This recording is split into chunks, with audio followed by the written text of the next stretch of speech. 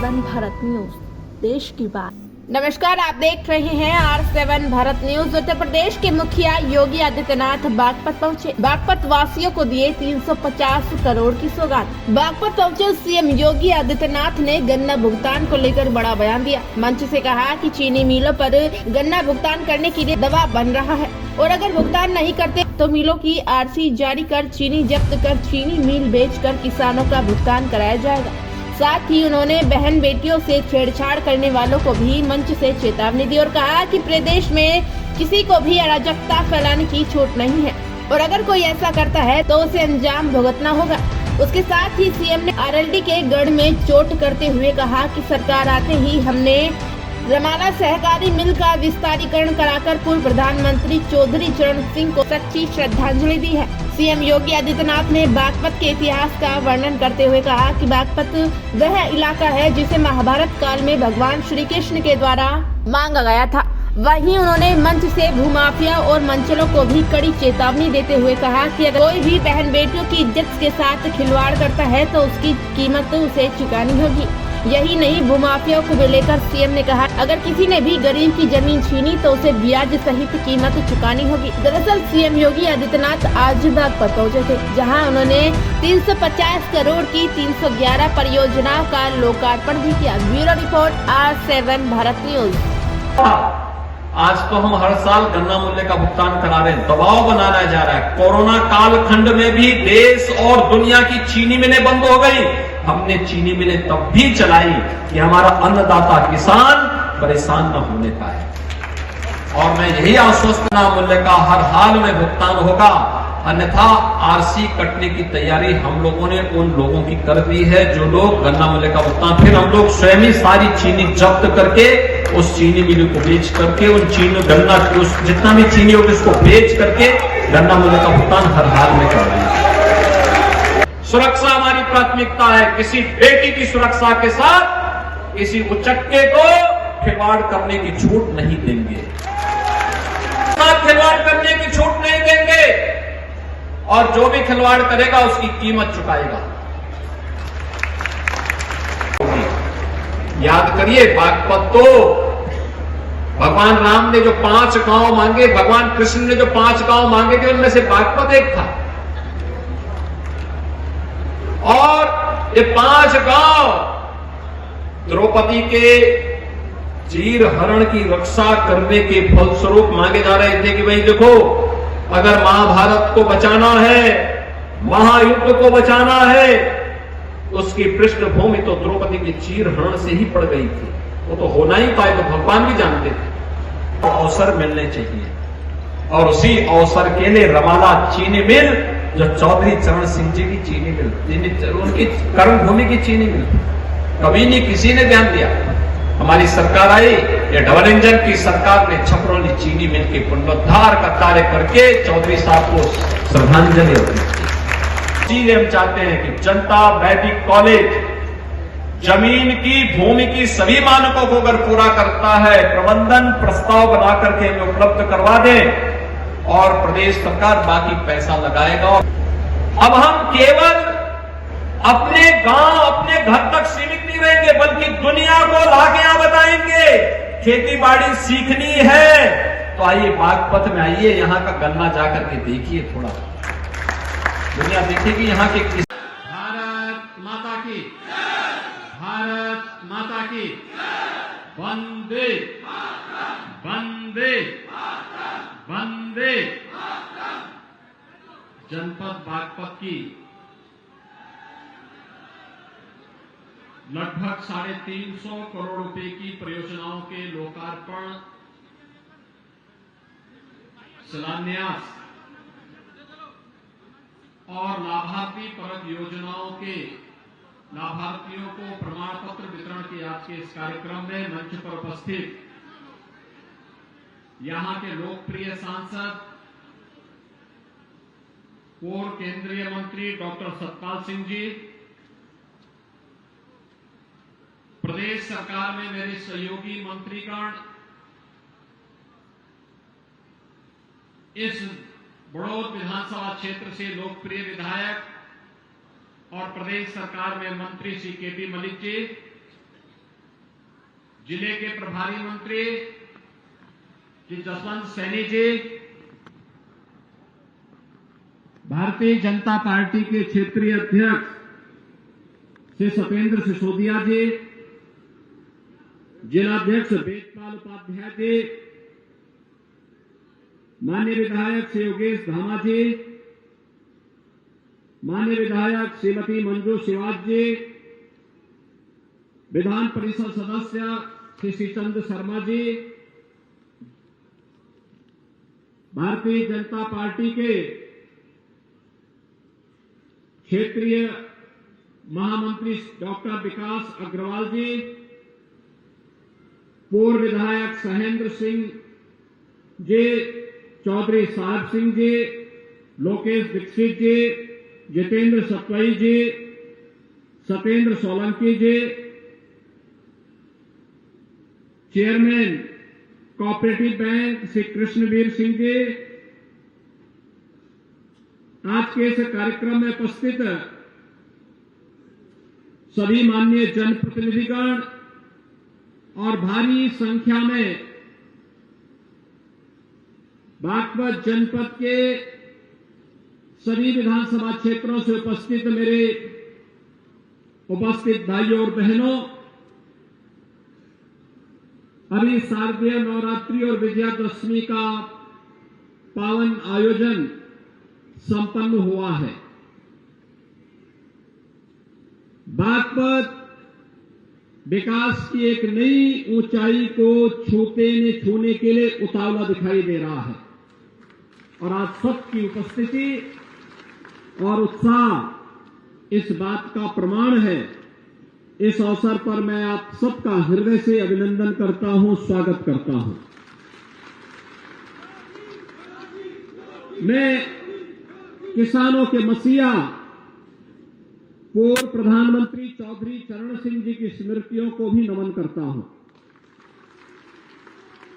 भाइयों बहनों, चौधरी साहब ने हमेशा इस बात को ध्यान दिया कि भारत के विकास की आधारशिला भारत के गांव है और भारत के विकास की धुरी गांव के विकास से प्रारंभ होती है। और याद करिए, जब 2014 में प्रधानमंत्री मोदी जी ने प्रधानमंत्री पद की शपथ ली तो उन्होंने भी यही कहा था, विकास का आधार व्यक्ति, जाति, मत और मजहब नहीं बनेगा, विकास की धुरी गांव, गरीब, किसान, नौजवान, महिलाएं, युवा और समाज के प्रत्येक वंचित गरीब तबके का व्यक्ति बनेगा। और आज उसके अनुसार विकास की योजनाओं को प्रभावी ढंग से लागू करने का कार्य किया जा रहा है। आज उसी का परिणाम है कि बिना भेदभाव के विकास की योजनाएं चल रही हैं और उसी का परिणाम है, जब मुझे बहुत अच्छा लगता है जब बागपत का हमारा नौजवान सरकारी नौकरी में भी सर्टिफिकेट प्राप्त करता है और सरकारी नौकरी प्राप्त करता है, पुलिस में भर्ती होता है, तो मुझे अच्छा लगता है कि बागपत के नौजवान को पहले ही अधिकार मिलना चाहिए था। मुझे याद है जब मैंने उत्तर प्रदेश में 17 में मुख्यमंत्री पद की शपथ लेने के बाद चार्ज लिया था, तो भाइयों बहनों, एक भर्ती हमारी ऐसी हुई थी जिसमें एक ही गांव के, बागपत के एक ही गांव के 27 नौजवान भर्ती हुए थे। 27 नौजवान। मैंने तो पूछा था कि क्या इससे पहले भी बागपत के नौजवान भर्ती होते थे, तो मुझे बताया गया साहब 20-25 सालों में तो यहां के नौजवानों को जगह ही नहीं मिलती थी, भेदभाव का शिकार हो जाता था। और आज भाइयों बहनों, मैं आप सबको आश्वस्त करने के लिए आया हूं, ये नए भारत का नया उत्तर प्रदेश है। भेदभाव किसी के साथ नहीं होगा, विकास की योजनाएं भी प्रभावी ढंग से लागू होंगी और अराजकता और गुंडागिर्दी फैलाने की छूट भी किसी को नहीं होगी। हर बहन की रक्षा होगी। याद करिए, बागपत तो भगवान राम ने जो 5 गांव मांगे, भगवान कृष्ण ने जो 5 गांव मांगे थे, उनमें से बागपत एक था। और ये 5 गांव द्रौपदी के चीर हरण की रक्षा करने के फलस्वरूप मांगे जा रहे थे कि भाई देखो, अगर महाभारत को बचाना है, महायुद्ध को बचाना है, उसकी पृष्ठभूमि तो द्रौपदी की चीर हरण से ही पड़ गई थी। वो तो होना ही था, तो भगवान भी जानते थे। लेकिन दुर्बुद्ध दुर्योधन मानने को तैयार ही नहीं था। वो तो ये चाहता था कि 1 इंच जमीन नहीं दूंगा, और अंत में क्या हो गया? सब कुछ समाप्त हो गया। आप तो उस विरासत के प्रतीक हैं जिन्होंने इतिहास को देखा भी है और इतिहास को बनाया भी है। भारत के इतिहास को बनाने वाले लोग हैं आप। इतिहास महाभारत काल से चला आ रहा इतिहास है, आजादी की लड़ाई का इतिहास है, किसानों की लड़ाई को आगे बढ़ाने वाला इतिहास भी है। और भाइयों बहनों, हम लोग उसी भाव के साथ यहां पर कार्य करने के लिए भी आए हैं। सुरक्षा हमारी प्राथमिकता है। किसी बेटी की सुरक्षा के साथ किसी उचक्के को खिलवाड़ करने की छूट नहीं देंगे।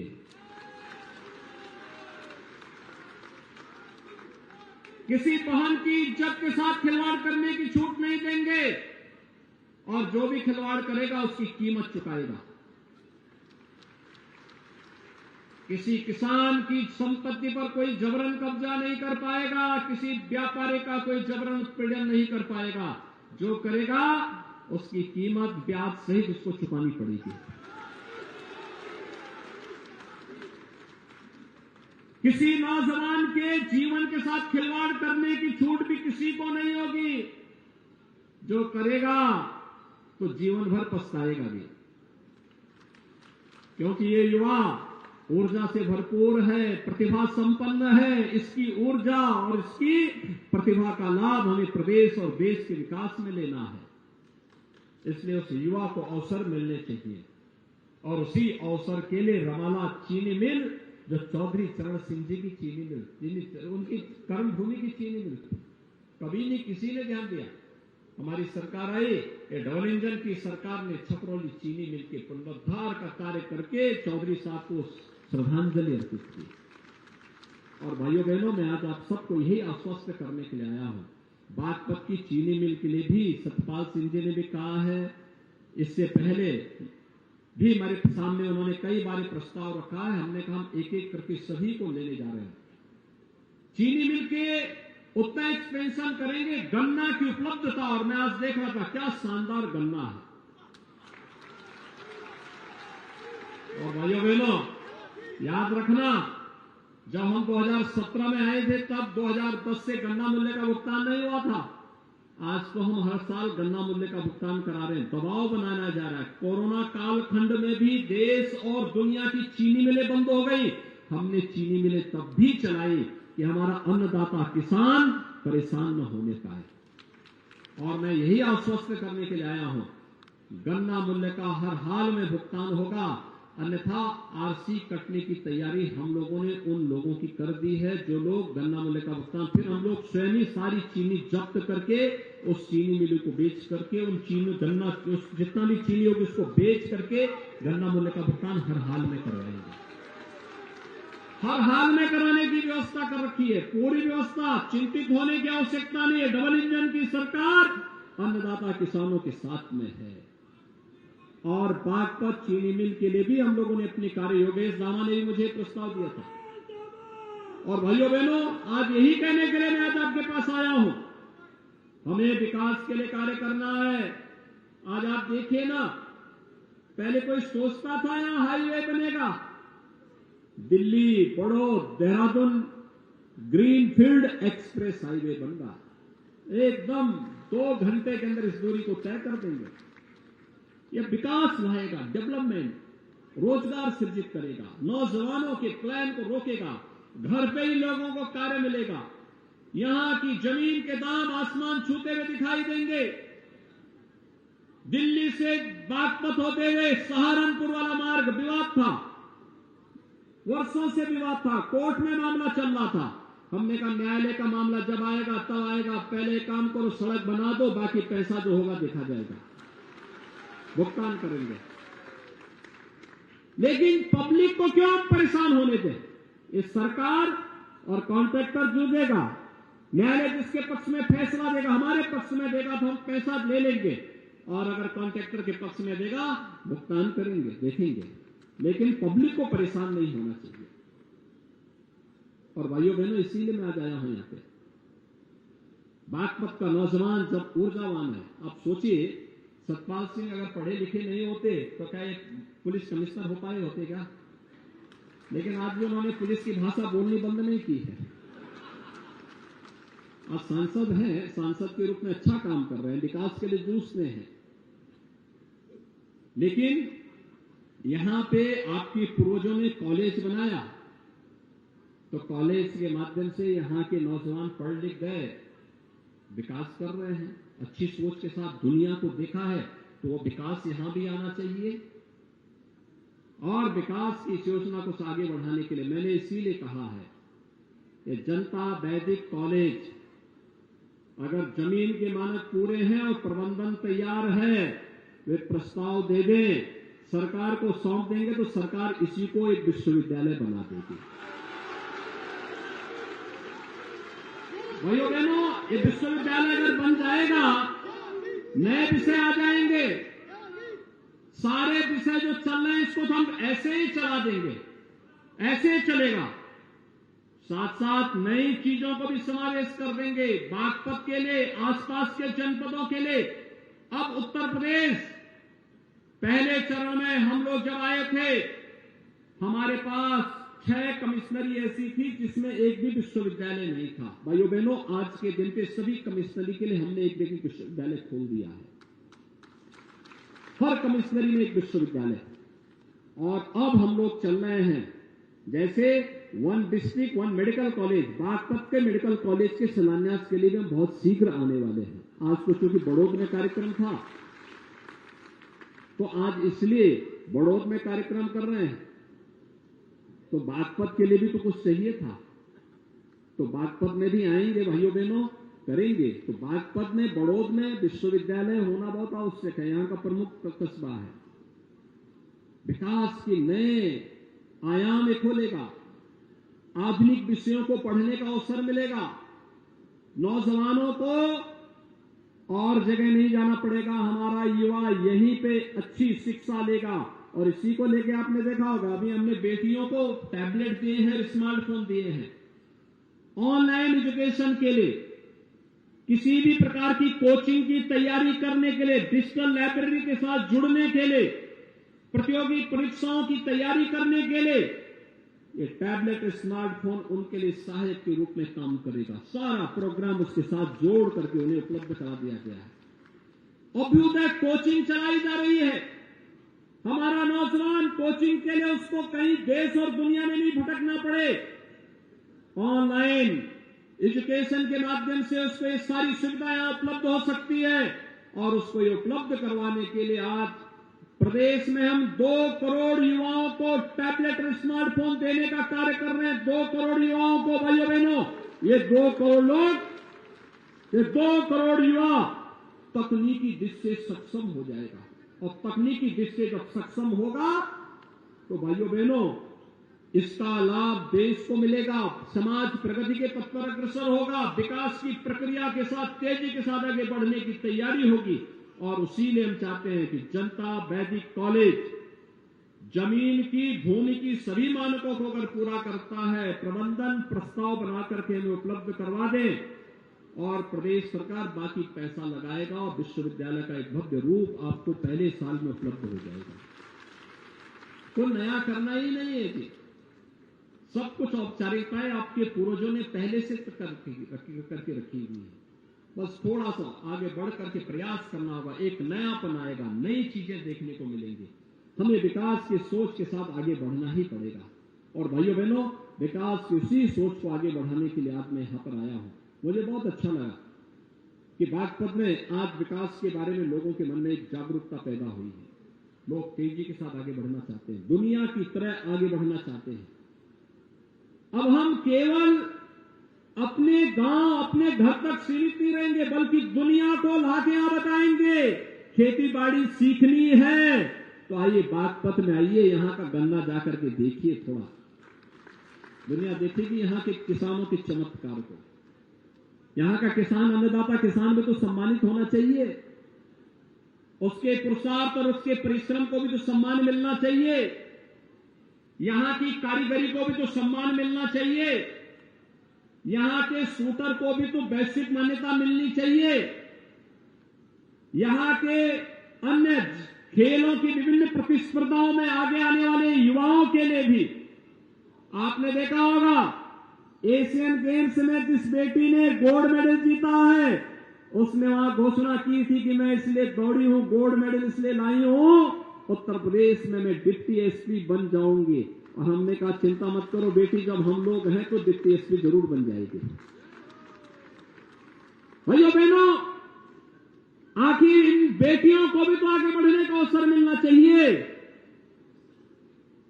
और उत्तर प्रदेश में हम लोगों ने पिछले एक वर्ष में 500 खिलाड़ियों को उत्तर प्रदेश पुलिस में नौकरी दी है। 500 खिलाड़ियों को इन्होंने अलग अलग प्रतियोगिताओं में मेडल जीते थे और आज प्रदेश सरकार तेजी के साथ उन्हें आगे बढ़ाने का कार्य कर रही है। और इसीलिए आज यहां पर खेल कूद की गतिविधियों को आगे बढ़ाने के लिए विश्वविद्यालय बन जाएगा, तो यहां पर खेल कूद के लिए तमाम सुविधाएं अपने आप बढ़ जाएंगी। नई विश्व लाइब्रेरी बनेगी, नए भवन बनेंगे, नया इंफ्रास्ट्रक्चर आएगा, नए सिरे से संभावनाएं आगे बढ़ेंगी, नए नए पाठ्यक्रम के साथ युवाओं को जुड़ने का अवसर मिलेगा। जिस कार्य के लिए आपको दिल्ली विश्वविद्यालय में, जेएनयू में, जामिया मिलिया में, किसी अन्य जगह जाना होता है, उसके लिए सबको आपका यह जनता वैदिक कॉलेज ही विश्वविद्यालय के रूप में बनकर के सारी सुविधाओं को उपलब्ध कराता हुआ दिखाई दे देगा। और उसी के लिए प्रस्ताव हमारे पास आने में देर होगी, बाकी कार्य हम आगे तेजी के साथ आगे बढ़ाने का कार्य करेंगे। भाइयों बहनों, आज जो ये विकास की विभिन्न प्रकार की योजनाएं हैं, ये विकास की योजनाएं सड़क से भी है, पुल से जुड़ी हुई है, हॉस्पिटल से जुड़ी हुई है, पर्यटन से जुड़ी हुई है। पूरा महादेव के लिए भी हम लोगों ने बहुत बड़ी कार्य योजना बनाई हुई है, बहुत बड़ी कार्य योजना बनाई हुई है। मुझे वहां से जमीन पे दर्शन करने का अवसर नहीं मिला, लेकिन मैं गत वर्ष भी और इस वर्ष भी पुष्प वर्षा के लिए कांवड़ यात्रा के दौरान जरूर आया था। मैं कांवड़ यात्रा का निरीक्षण इसलिए भी करता हूं, पहले कांवड़ यात्रा में पिछली सरकारें रोक लगाती थी, हमने कहा भी कांवड़ यात्रा रुकेगी नहीं, कांवड़ यात्रा को तो हम चलने देंगे। पता नहीं भगवान शंकर किस रूप में कहां पे मिल जाए। और इसीलिए भाइयों बहनों, इस पूरी यात्रा को हम पूरे उत्साह के साथ आगे बढ़ाते हैं। भारत तो पर्व और उत्सवों का देश है, इसमें बैन कैसा, प्रतिबंध कैसा, हाँ अनुशासन के साथ हम इन पर्व और त्योहारों की मर्यादा का पालन करते हुए कार्य करेंगे। और उसी परंपरा का निर्वहन करने के लिए आज मैं बड़ौद में आया हूं। भाइयों बहनों, बागपत के आप सभी नागरिकों का मैं आह्वान करूंगा, हम सब सुरक्षा और समृद्धि के एक नए युग में प्रवेश कर चुके हैं और इसमें हमें मजबूती के साथ डबल इंजन की सरकार के कार्यक्रमों के साथ जुड़ करके आगे बढ़ना होगा। अगर हम सब इन कार्यक्रमों के साथ आगे बढ़ जाते हैं तो इसका परिणाम हम सबको प्राप्त होगा। आज के इस अवसर पर भाइयों बहनों, यहां पर हमारे जिन कार्यकर्ताओं ने इस पूरे कार्यक्रम को आगे बढ़ाया है, मैं खासतौर पर अपने जिलाध्यक्ष श्री वेदपाल उपाध्याय जी को और उनकी पूरी टीम को, अपने माननीय सांसद जी को, माननीय मंत्री हैं केपी मलिक जी, विधायक हैं श्री योगेश धामा जी, इन सभी को हृदय से धन्यवाद देता हूं कि उन्होंने बड़ौद में एक इस बड़े कार्यक्रम के साथ आप सबके साथ संवाद बनाने का मुझे अवसर दिया है। मैं पूरे बागपत जनपद वासियों को इन 350 करोड़ रुपए की परियोजनाओं के लिए हृदय से बधाई देता हूं, अपनी शुभकामनाएं देता हूं और विश्वास व्यक्त करता हूं कि बहुत शीघ्र बड़ी योजनाओं के लिए हम लोग बागपत में फिर से आएंगे। इस विश्वास के साथ आप सबके प्रति मैं अपनी शुभकामनाएं देता हूं। धन्यवाद, जय हिंद। आनंदित है, कृतज्ञ है, आभारी है महोदय आपके ऊर्जावान उद्बोधन से। आम जनता आश्वस्त है कि प्रदेश बागडोर सुरक्षित हाथों में है।